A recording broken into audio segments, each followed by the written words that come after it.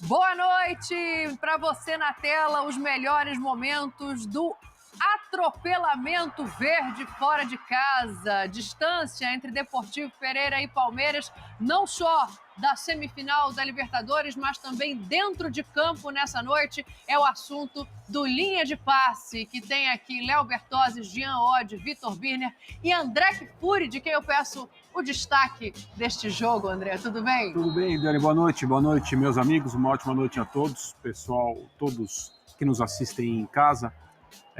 Eu fiquei com a impressão que a bandinha no estádio tocava a música Amigo do rei Roberto Carlos, em parceria com Erasmo Carlos, que tantas músicas nos deram ao longo desse período em que trabalharam juntos. Porque depois que o Palmeiras fez o terceiro gol, e a jogada é maravilhosa, mereceu o prêmio de jogada da partida, acabou, né, a questão competitiva sobre quem venceria o jogo de hoje, quem se classificaria para continuar disputando o título da Copa Libertadores. E o Palmeiras ainda conseguiu fazer um quarto gol que dá uma nota em termos de placar ao jogo mais compatível com o que aconteceu em campo mesmo. 3-0 era muito pouco, embora com 3 ou com 4 a diferença do ponto de vista de quem vai passar não exista. O terceiro gol não só fez isso com o jogo, como aplicou um ar desmoralizante, né? Porque a jogada não é só o fato de um time como o Deportivo Pereira, que é muitas vezes pior do que o Palmeiras, estar perdendo em casa por 3-0. É levar um terceiro gol daquele jeito. O Praz falou na transmissão que era gol de rachão.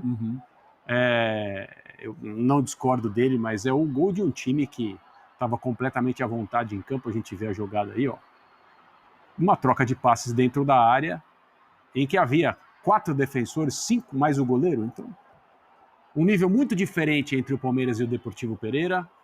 É claro que haverá o segundo jogo aqui em São Paulo, no Allianz Parque. Mas assim, que diferença fará? Absolutamente nenhuma. O Palmeiras está na semifinal e é candidatíssimo, favoritíssimo a mais um troféu da Libertadores. O jogo de volta parece agora uma questão meramente protocolar, né, diante do que a gente viu em campo hoje, Birner, de diferença entre essas duas equipes. Quero saber o que mais chamou a atenção. A gente falava da escalação, acho que surpreendeu muita gente o fato do Mike estar ali fazendo a dobradinha na direita com o Marcos Rocha. A gente pode daqui a pouco debater o motivo e o que o Abel consegue com isso. A mim me chamou a atenção a escalação no primeiro momento. E a você durante o jogo, Birner? Boa noite. Boa noite, Dani, André, Jean, Léo, os fãs das fãs Boa do noite. esporte. A escalação me chamou a atenção, mas foi a única surpresa, porque o desempenho das equipes, para mim, foi o previsível. Eu, às vezes, fico ouvindo principalmente alguns amigos palmeirenses, eles geram uma expectativa, uma certa dúvida antes de jogos como esse, e eu não consigo entender por que desconfiam da força da sua equipe. Porque o Palmeiras é um time que, tradicionalmente, no mata-mata, joga bem. Ele pode jogar muito bem, ele pode jogar de maneira extremamente elogiável, ele pode fazer partidas boas. Eu não me lembro do Palmeiras jogando mal no mata-mata, nem quando foi eliminado. Tem erro individual, como ano passado contra o Atlético Paranaense, de expulsão, contra o CRB foram 32 finalizações a uma, estou botando lá atrás. Sim. O último jogo ruim do Palmeiras em Libertadores foi contra o River, o jogo de volta, quando o Abel tinha pouquíssimo tempo à frente do clube, o Palmeiras tinha ganho por 3-0 o jogo de ida, com meio de campo de meninos, ainda no isolamento, sem torcida, e depois disso o Palmeiras sempre é competitivo. E hoje pegou uma equipe muito fraca, né? Uma equipe muito limitada, se comparado, obviamente, ao time do Palmeiras. E fez o que deveria fazer. Sim. Terminou a classificação, encerrou a possibilidade do adversário se classificar em meio tempo. Em meio jogo, desculpe. Precisou de meio jogo, meio tempo de partida para garantir a sua vaga nas quartas de final. Vai esperar Racing ou Boca. O Palmeiras é melhor que o Racing, melhor que o Boca. Obviamente, aí, quem passar depois desse 0-0, o jogo de volta na casa do Racing, é um time com mais torcida, mais tradição. Estamos falando do jogo de outro caráter.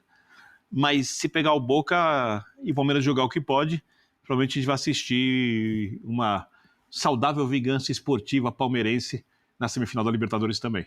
O Deportivo Pereira já tem comemorações a fazer, né? É a primeira vez dele nessa Libertadores. É a primeira vez que um time estreante de Libertadores vai às quartas. Mas hoje também, Jean, acho que fica claro, não só essa distância, mas que o Deportivo chegou até onde podia, muito também por, não sei se incompetência é uma palavra forte, mas por ceder demais o jogo, o Del Valle na fase anterior. Não sei se você concorda, quero ouvir teu destaque também.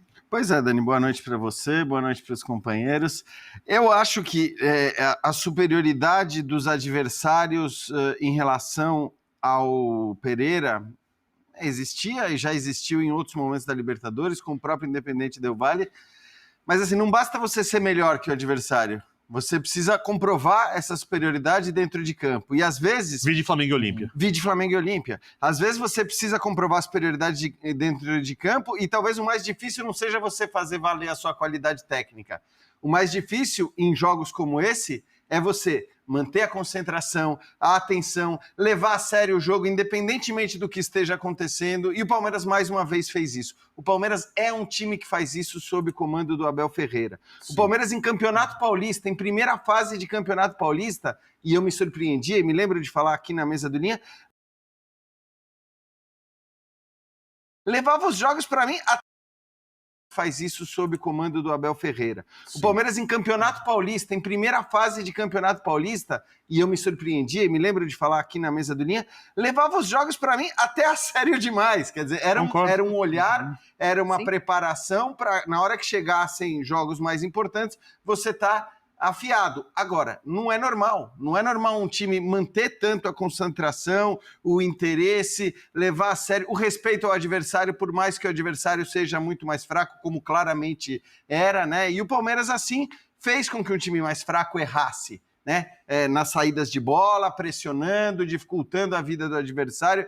Então, eu acho que, mais do que o mérito técnico, embora a gente tenha gols, inclusive, muito bonitos aí na goleada do Palmeiras, eu acho que mais do que o mérito técnico, que é indiscutível aí na comparação entre os dois times, o grande mérito do Palmeiras é não ganhar o jogo de véspera. É não entrar em campo achando que o que quer que ele faça, ele vai vencer a partida, ele vai sair vitorioso, e mesmo depois de fazer 1-0, e mesmo depois de fazer 2-0, e aí, eu acho que, tendo se portado da maneira como se portou, o Palmeiras está nas semifinais da Libertadores, e mais do que isso, vai ter condição, se o Abel quiser, e eu acho que ele deveria fazer isso, de poupar jogadores na partida de volta. Olhando para a semifinal da Libertadores, olhando para o Campeonato Brasileiro, ele pode poupar. O cartão do Gabriel Menino, acho que talvez até indique, de alguma maneira, que isso vai acontecer, porque me pareceu um cartão forçado, nem precisava forçar, era só ele simplesmente não tomar o cartão e não jogar o jogo de volta, porque depois, na semifinal, os cartões zeram, então nem precisava tomar esse cartão. Mas, de qualquer maneira,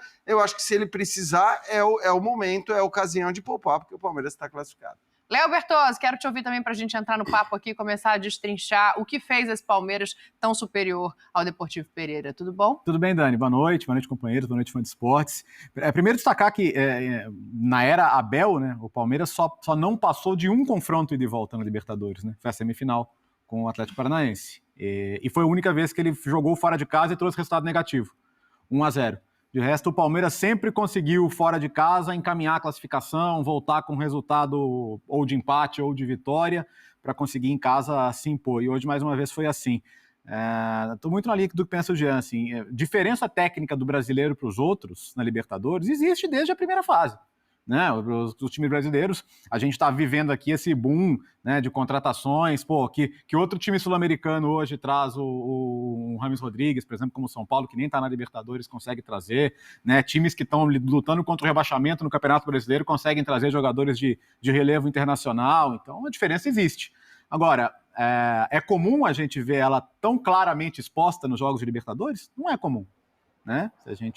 Mesmo quando o time brasileiro vence, raramente ele vence com essa sobra, com essa imposição. Sim. Quando você vê o jogo e fala, ok, essa é a diferença entre esses times, né? E o que aconteceu hoje, acho que foi muito claro nesse sentido. O Palmeiras encontrou um adversário cuja estratégia era sobreviver ao primeiro jogo, e depois do primeiro gol, essa estratégia foi por água abaixo. O Deportivo Pereira simplesmente achou que valia a pena sair, se arriscar, para não perder em casa, e aí virou passeio. O terceiro gol me lembrou muito Brasil e Alemanha, o jogo do 7-1.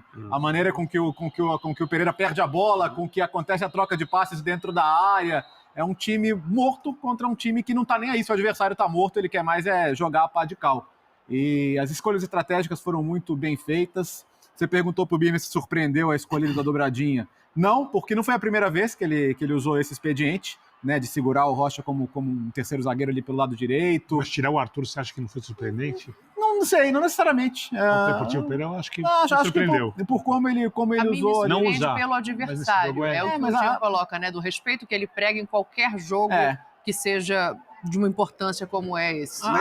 Aí o Praz, desculpa, Jean, o Praz deixou até dentro da transmissão essa ideia, Murilo, né?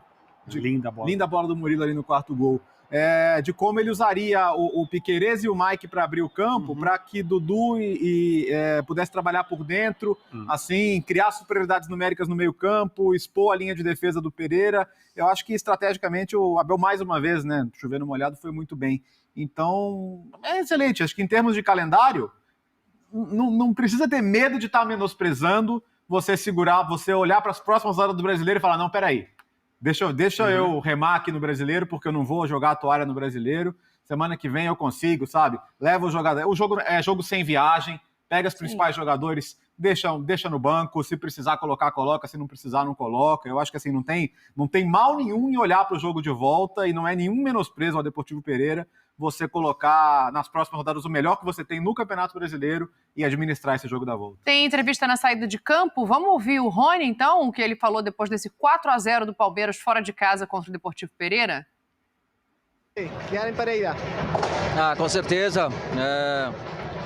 Um jogo que no começo pareceu difícil, né? Mas a nossa equipe é uma equipe bem cascuda e sabe suportar durante o jogo a pressão adversária. Então, depois do jogo, nós conseguimos controlar o jogo e botamos a bola no chão e graças a Deus, ali eu fui feliz em sofrer, né, o primeiro pênalti, onde nos deu a tranquilidade para poder trabalhar bem a bola e conseguir achar o segundo gol. Então, eu acredito que está todo mundo de parabéns, né, pela tranquilidade, né, pelo grande jogo que nós fizemos hoje. Então, eu acredito que a equipe está de parabéns pelo grande resultado. É lógico que não tem nada definido ainda, a gente sabe que futebol muitas das vezes é imprevisível, então dentro da nossa casa a gente tem que entrar com esse mesmo pensamento, né? Respeitar sempre o adversário e fazer um grande resultado e buscar a classificação, né? Parabenizar também a torcida do adversário, né? Fez uma festa bonita, né? Eu acredito que a torcida adversária também está de parabéns e a nossa torcida que veio nos acompanhar de longe, né? Então tá de parabéns também.